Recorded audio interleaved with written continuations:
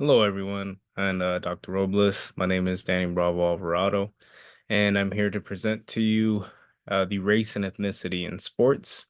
I'm going to go ahead and talk about some of the history um, with the trailblazers that happened before and after Jackie Robinson.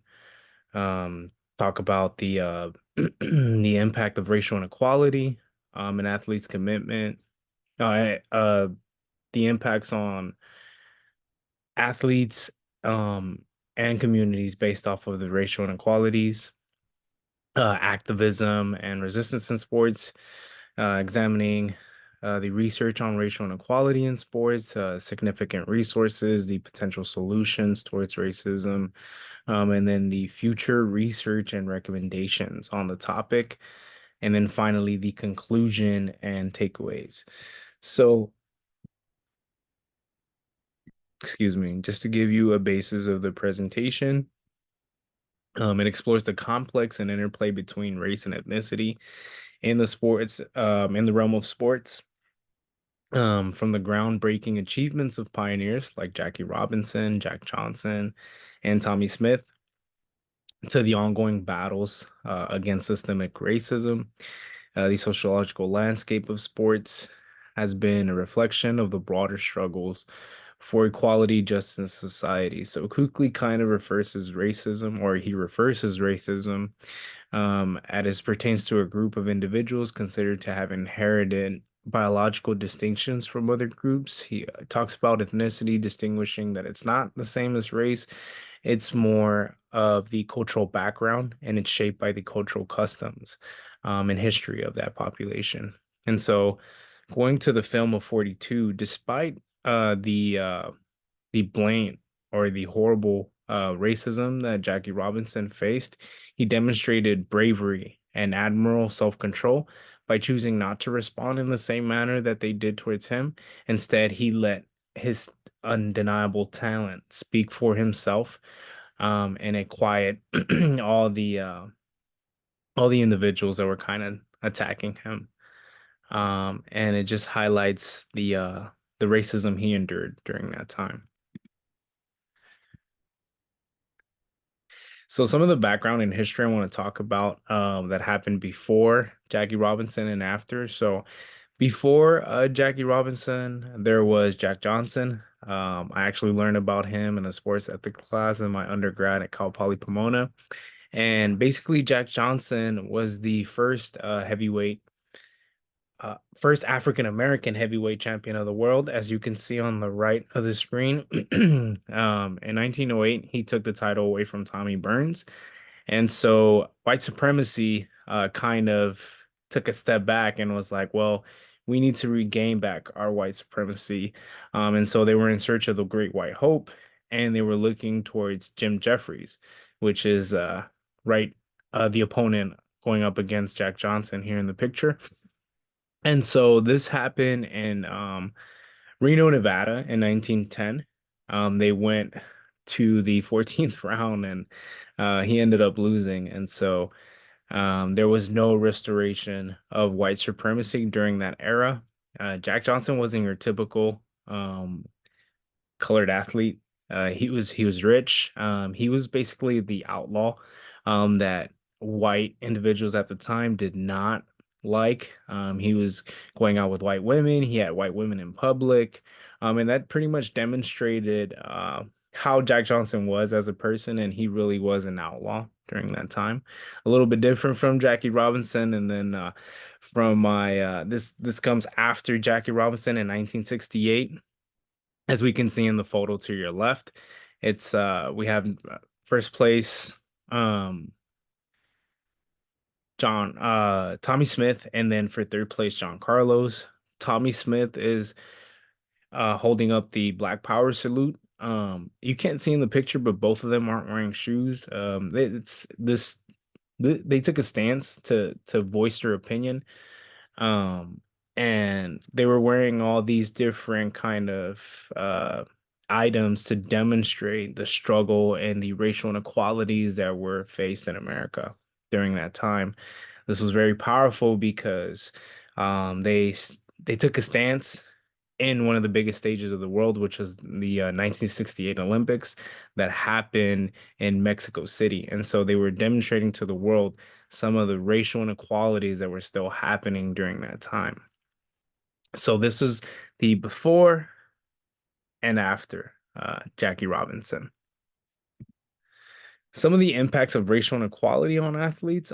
So during that time, it took pretty much a psychological and emotional toll, as you can imagine, because, just kind of putting yourself in their shoes, you know, pretty much kind of describes the impact of how, let's say you're a boy um, during this time trying to be a ball player like Jackie Robinson, you're inspired, but then you're also seeing all of the different systemic racism, all the different forms of racism that he was facing.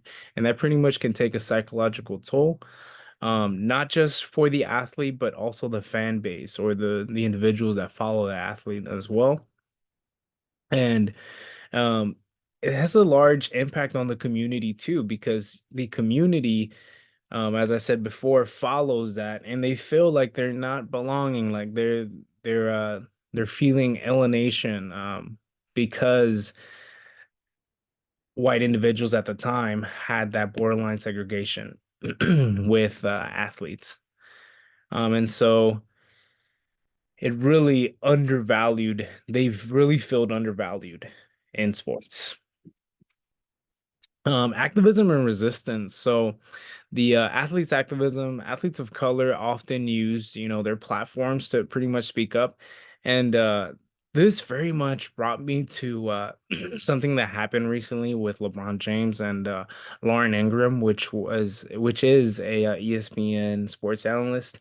During the time of George Floyd, LeBron James was speaking about he was voicing his opinions on police brutality at the time, and Lauren Ingram just told, in public or in the air, live television saying, LeBron, just shut up and dribble the ball. So um, it pretty much demonstrates the systemic racism that we still face today, because just telling an athlete of color to shut up and dribble the ball is pretty much demonstrating that, and just going back to seeing if it was vice versa, right? So if LeBron James told her to be quiet and just just narrate or sport analyze, he would be looked at it a different way, right, in a negative manner. So I feel that systemic racism is still there in place. However, there's still some sports organizations and governing bodies like the NCAA, CIF, the NAACP that are still trying to establish all these programs to confront racial inequality and bring more fair opportunities to support these athletes of color. And then going back to the community empowerment, it's really a pivotal in empowering these athletes of color through amplifying their voice.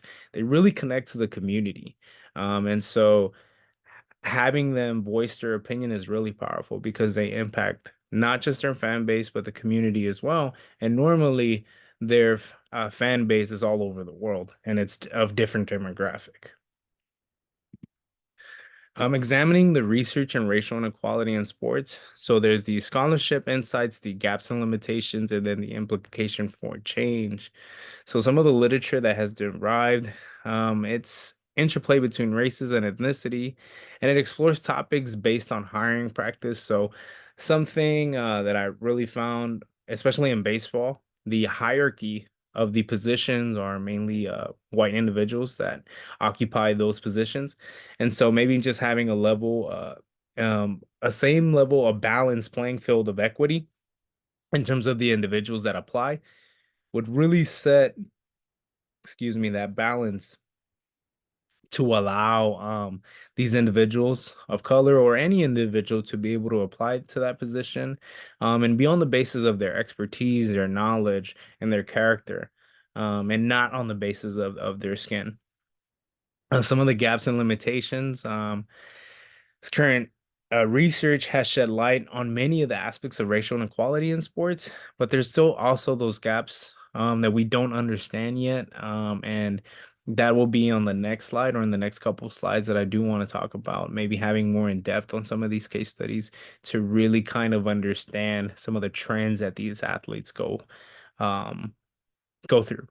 And so the implications for change, finding the existing research has a significant implication for driving that change and addressing the systemic barriers that still are being faced by these color athletes. And so policymakers, sports organizations, and educational institutes can really leverage and have an insight to develop more effective interventions to promote that greater equity and inclusion in the world of sports, to really again establish that balance, and not really refer to the basis of color. Said some of the significant resources or these really strong organizations that battle um, racism on a day-to-day basis. And the ones that stood out to me were Kick It Out, Rise, and the NAACP. All of these organizations have a similarly, the similarities that they have between each other is that they're addressing the racial inequality, and they're building programs and educational programs to advocate for that change so that cycle of hate does not happen anymore, or it does not occur as our predecessors happened before. I really want to give a shout out to the NAACP because they are one of the oldest organizations that still battle um, racial discrimination and all these various forms of racism till this day. Some of the potential solutions that can really be derived from this topic is really just, policy governance, athlete empowerment, and then community engagement. With the policy governance, it's again implementing policies and governance within sports organizations that really prioritize in diversity, equity, and inclusion, and then again just ensuring that fair hiring. Again, in the hierarchy of positions of people in power in sports. I think, just really again referring back to their level of expertise and knowledge on the position, I think would be a better balance in terms of distributing that equity on all levels of playing. And then the athlete empowerment is provide athletes of color with the necessary support. I think it's really important to have the resources available for all communities, as opposed to, to communities that have higher income. And you can really tell the difference between the facilities that are there. And so I think I have a strong belief that if individuals of color or all communities had the same level of facilities, the same level of resources that higher end communities have, it would really set a same a balance or a equal in terms of providing those equal opportunities to those athletes. And then the community engagement, just fostering stronger connections and collaborating between sports organizations, educational institutions, local communities. They curate a pathway of underrepresented groups, and then they have that access to thrive in the sports related opportunities. So communities really have a huge impact. And so if there is unison within that community, they can really provide the same level of opportunities to allow these athletes to strive. Some of the future research and recommendations. Um, I would really love to see more case studies on athletes of color and their treatment on the sense of bias that they get from officials, fans, coaches, and even sometimes their teammates to really see the trends that they're going through. And then really conduct long-term studies on the setbacks that racial equity in sports demonstrates, really allowing researchers to identify the patterns and the effectiveness of the intervention over time that athletes go through on a day-to-day basis. And then going back to the socioeconomic status, really having those case studies on athletes on various backgrounds, and especially those that lack the resources that normally others have. And that goes back to again with the quality coaching, training facilities, equipment, some of the financial constraints that can limit the participation in competitive leagues for athletes. And also, excuse me, really affecting this type of the lack of resources really affects their skill development, and also it kind of denies them their exposure to recruiters or scouts that normally hire in um, communities that have that resources will kind of take that advantage over those that don't have that. So I think providing those different case studies will really allow further understanding of what these athletes go through in terms of having that lack of resources. So that's why I strongly suggest that we level the playing field with having all those resources, having access to those resources throughout every single community. Conclusions and the takeaways. So, um, what based on the research that I did, the conclusion. So, the many forms of racism. Um, that was really responsible for the hardships that athletes went through during Jackie Robinson's era. And due to that, I really want to salute the trailblazers that actually have to endure that racism, that heavy racism that there was back then. So salute to Jack Johnson, Jackie Robinson, of course, Tommy Smith. These types of athletes really set the pavement for future athletes now not having to really struggle with that same level of racism that they did. So they pretty much set the pavement for success for these future athletes that currently are athletes of color. Shout out to these organizations, NAACP, Kick It Out, and Rise. They're really perfect examples of trying to eliminate racism. And I really have hope for the future that other organizations are going to start to build up from these organizations to really try and eliminate racism in the future. And I think just bringing awareness to the youth and shedding light on these racial issues that happen can really exterminate racism on all platforms. I strongly believe that racism is taught to individuals. I don't think it's something that we're born with. And so I think if we really demonstrate and provide all these different solutions and provide that insight on racism to the youth, there is hope that that cycle of hate will not continue as our predecessors did before. So I think that's really important to bring that awareness to the youth. And some of the takeaways that I took from doing all this research is I really got more in depth in the discovery of the Negro Leagues and really finding out about Tommy Smith, which was amazing.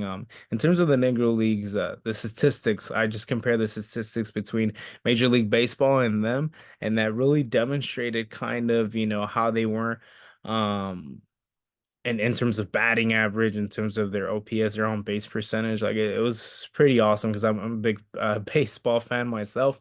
So just seeing that was really super awesome. And then just finding all these different athletes of color that were on the same boat with Jackie Robinson, such as Josh Gibson or Satchel Paige. These are some of the other trailblazers too that go unnoticed.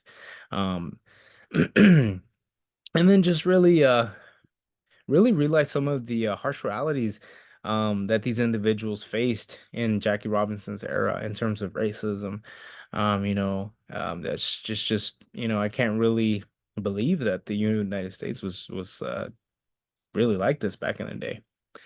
And due to that, I admire these individuals of color that had to face all this racism because they could have easily started a civil war, or they could have easily fought back with the same negative energy that they did, but they didn't do that. They let their game speak for themselves. They took all the heavy weight off the shoulders of the future that we have now. And so I just want to give that admiration to those people to demonstrating that courage that they did during that time.